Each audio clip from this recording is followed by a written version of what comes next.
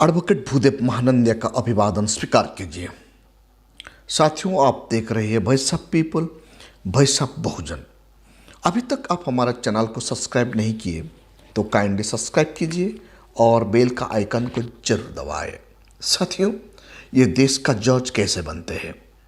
High court और supreme court जितने भी जज कॉलेजियम से बनते हैं। सरकार ईवीएम से बन रहा है। हमारा देश का आईएएस आईपीएस लेटरल एंट्री से बन रहे हैं और बाकी जितना नौकरियां हैं वो ठेके पर दिया जा रहा है। मगर मनुवादी सोच रखने वाले लोग ये कहते हैं देश आरक्षण के वजह से बर्बाद हो रहा है। आकाश आनंद जी उनका एक्स हैंडल में बताते हैं बीजेपी और कांग्रेस दोनों बसपा को रोकने के लिए तैयारी कर रहे हैं। प्रोफेसर विक्रम हरिजन उनका ट्विटर हैंडल में ये बताते हैं मोदी जी, भारत में लाखों करोड़ों मंदिर है, अब राम मंदिर भी बन गया है, पर भारत में दुनिया के स्तर में कोई यूनिवर्सिटी नहीं है। हमें ये तय करना है हमको मंदिर चाहिए या यूनिवर्सिटी चाहिए। ये बात मूक नायक में लिखा गया है। साथियों, खबर को विस्तार से जानने के लिए अंत तक जुड़े रहिए। क्या आप जानते हैं भारत का जज यानी हाई कोर्ट और सुप्रीम कोर्ट का जज कैसे बनते हैं? ये भारत का डेमोक्रेसी में भारत का जज हाई कोर्ट और सुप्रीम कोर्ट का जज कॉलेजियम से बनते हैं। कोई भी हाई कोर्ट और सुप्रीम कोर्ट का जस्टिस अपनी काबिलियत पर नहीं जाते, वो कॉलेजियम का सिस्टम से जाते हैं और देश का कानून व्यवस्था को चलाते हैं। आजकल हमारा सरकार ईवीएम से बन रहा है, यानी सिटीजन अपना वोट किसको दे रहा है उन्हें पता नहीं है। वो जिसको चाहता है वो चुन के नहीं आ रहा है। सिटीजन जिसको नहीं चाहता है वो व्यक्ति चुन कर आ रहा है और लीडर बन रहा है। हमारा देश में आईएएस आईपीएस को बनाने के लिए यानी आपका एग्जीक्यूटिव को, कार्यपालिका को अमल में लाने के लिए, एग्जीक्यूट करने के लिए एग्जीक्यूट बनाया गया है जो आईएएस और आईपीएस। आजकल हमारा देश का आईएएस और आईपीएस लेटरल एंट्री से बन रहे हैं, पॉलिटिकल पार्टी का दया से, कुछ संगठन का दया से। यानी डेमोक्रेसी कैसे खतरे में है आप सोचिए। जुडिशियरी कॉलेजियम द्वारा कंट्रोल होगा, एग्जीक्यूटिव लेटरल एंट्री से कंट्रोल होगा। यानी संविधान द्वारा बनाया गया दो संस्था कैसे विशेष पॉलिटिकल पार्टी का और विशेष कम्युनिटी का हाथ का पुतला बन चुका है। फिर भी साथियों, मनुवादी सोच रखने वाले लोग ये बताते हैं भारत बर्बाद हो रहा है बहुजन समाज का आरक्षण के कारण। आरक्षण कोई एक गरीब मिटाने की प्रोग्राम नहीं है। आरक्षण डेमोक्रेसी में हिस्सेदारी लेने का एक वर्क है। यानी समाज को इक्वालिटी में लाने के लिए, इक्वालिटी में ला के खड़ा करने के लिए आरक्षण व्यवस्था रखा गया है। फिर भी बहुजन समाज का ऊपर इतना लांछना क्यों होता है? आज भारत को जितना सींच रहे हैं, भारत का सुरक्षा के लिए बहुजन समाज जितना समर्पित है, शायद और कोई नहीं है। जो भी बहुजन समाज का व्यक्ति जिस पोस्ट में भी बैठता है वो भारत का संविधान को सर्वोपरि मानकर देश का काम करता है, चाहे एग्जीक्यूटिव हो या जुडिशियरी हो या प्रेस मीडिया हो या लेजिस्लेचर में हो। लेकिन बाकी मनुवादी का देश गढ़ने के लिए क्या योगदान है, ये सोचने की बात है।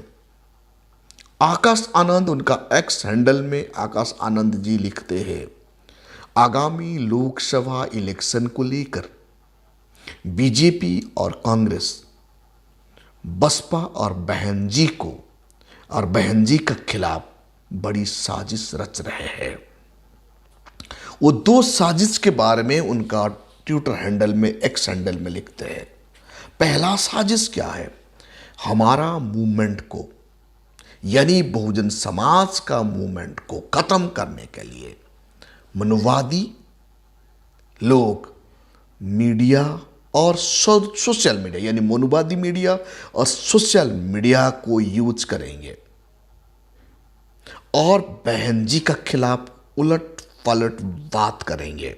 ऐसा माहौल बनाएंगे ताकि बहुजन समाज बसपा से संपर्क काट दे। इसीलिए बहुजन समाज को सतर्क का साथ रहना होगा।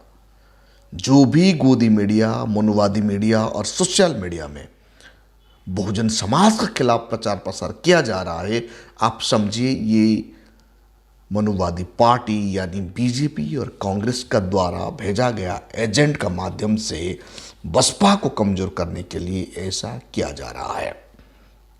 दूसरा स्थिति क्या है? आकाश आनंद जी लिखते हैं, सेकंड पॉइंट ये है, कुछ चमचों नेता हमारा कौम में पैदा हुए हैं। ये चमचों नेता का द्वारा फैलाया जाएगा कि बहन जी राजनीति से संन्यास ले रही है, वो अब पॉलिटिक्स से भाग नहीं रह रही है, अंश डायरेक्ट उनका भूमिका नहीं रहेगा, ऐसे बताएंगे। बिल्कुल ये झूठा है। बहन मायावती जी कभी भी राजनीति में वो संन्यास नहीं लेगी। जब तक उनका शरीर में जान है तब तक वो बहुजन समाज के लिए बहन जी लड़ते रहेंगी। बहन जी हमेशा ये बात बताती है, जब तक उनका शरीर में जान है तब तक वो दलित, शोषित, वंचित, अपमानित और अल्पसंख्यक लोगों का भलाई के लिए वो आखिरी सांस तक लड़ते रहेगी। फिर भी कुछ चमचा नेता को यूज करके ऐसे फैलाया जाएगा कि बहन जी राजनीति से संन्यास ले गई है। साथियों, बहुजन समाज को इसीलिए सतर्क रहना चाहिए, सोच समझकर सोशल मीडिया को परखना चाहिए। मनुवादी मीडिया तो आप लोगों को पता है, साम दाम दंड भेद प्रयोग करके मनुवादी कैसे बसपा को कमजोर करने के लिए दिन रात प्रयास कर रहे हैं। क्यों? क्योंकि बसपा ऐसा एक पॉलिटिकल पार्टी है जो भारत का संविधान को बचाने की दमखम भरता है। बसपा ऐसा एक पॉलिटिकल पार्टी है दलित, शोषित, वंचित, अल्पसंख्यक और वॉइसलेस पीपुल का वॉइस है। इसलिए मनुवादी पार्टी, खास करके बीजेपी और कांग्रेस दोनों मिलकर बसपा को रोकने के लिए दिन रात कोशिश कर रहे हैं। इसलिए बहन मायावती जी ये डिक्लेयर कर दी है कि वो ना बीजेपी का साथ जा रही है ना कांग्रेस का साथ जा रही है। एक नागनाथ है, एक सापनाथ है। दोनों ही पॉलिटिकल पार्टी संविधान का खिलाफ है। बीजेपी जितना खिलाफ है उनसे भी ज्यादा खिलाफ है कांग्रेस। कभी भी ये दोनों पार्टी भारत का संविधान के बारे में और भारत का संविधान का हिसाब से देश का शासन नहीं चलाते। इसीलिए बहुजन समाज को मनुवादियों का चाल को समझ जाना चाहिए।